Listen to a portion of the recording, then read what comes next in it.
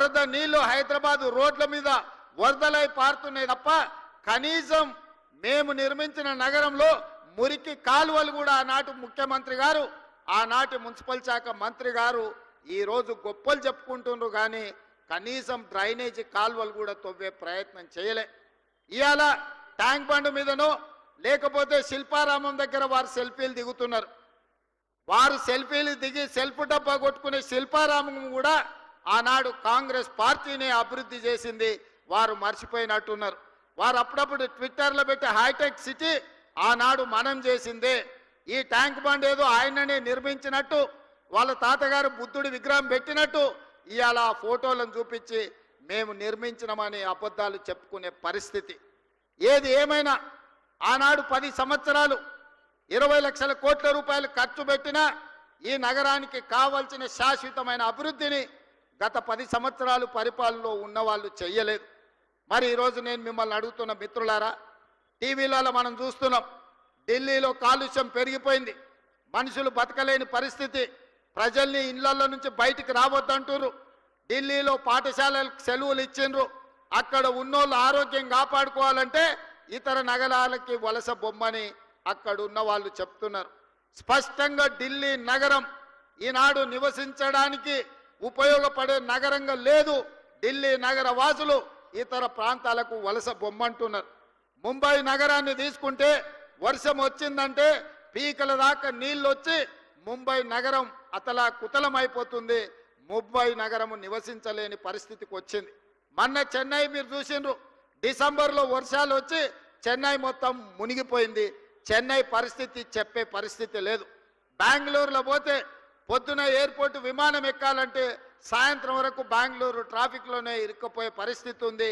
ఈరోజు బెంగళూరు ట్రాఫిక్ గంటల కొద్దీ రోడ్ల మీదనే, ఇంట్లో తక్కువ రోడ్ల మీద ఎక్కువ ఉండే పరిస్థితి బెంగళూరు నగరానికి వచ్చింది. కలకత్తా గురించి నేను చెప్పాల్సిన పని లేదు, మీకు అందరికీ తెలుసు.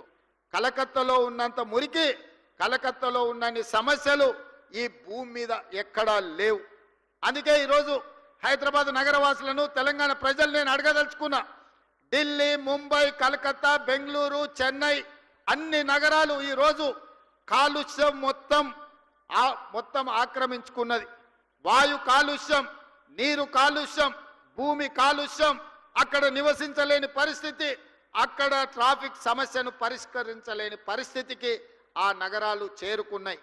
మరి మనం ఇంకొక 10 సంవత్సరాలు ఏమనుకుంటా ఊరుకుంటే హైదరాబాదు నగరం వాటన్నిటికంటే దరిద్రంగా తయారయ్యే పరిస్థితి ఉన్నది మిత్రులారా. అందుకే ఈరోజు ఆ నగరాల నుంచి అనుభవాలు నేర్చుకోవాలి. ఢిల్లీ లాంటి అత్యధిక కాలుష్య నగరంగా ఈరోజు ఢిల్లీ వచ్చిందంటే గత పాలకుల నిర్లక్ష్యం వల్ల ఈరోజు ఢిల్లీ నగరం ఆ విధంగా తయారైంది. అందుకే ఈరోజు ఈ అభివృద్ధి కార్యక్రమాలే కాదు, మూసీ డెవలప్మెంట్ను చెయ్యాలని, మూసీ నదిని ప్రక్షాళన చెయ్యాలని, మూసీ నదిని పునరుజ్జింపజేయాలని హైదరాబాదులో కాంక్రీట్ జంగల్గా మారి వర్షాలు వస్తే ఎక్కడికక్కడ రోడ్ల మీద వరదలు వచ్చే పరిస్థితి వచ్చింది.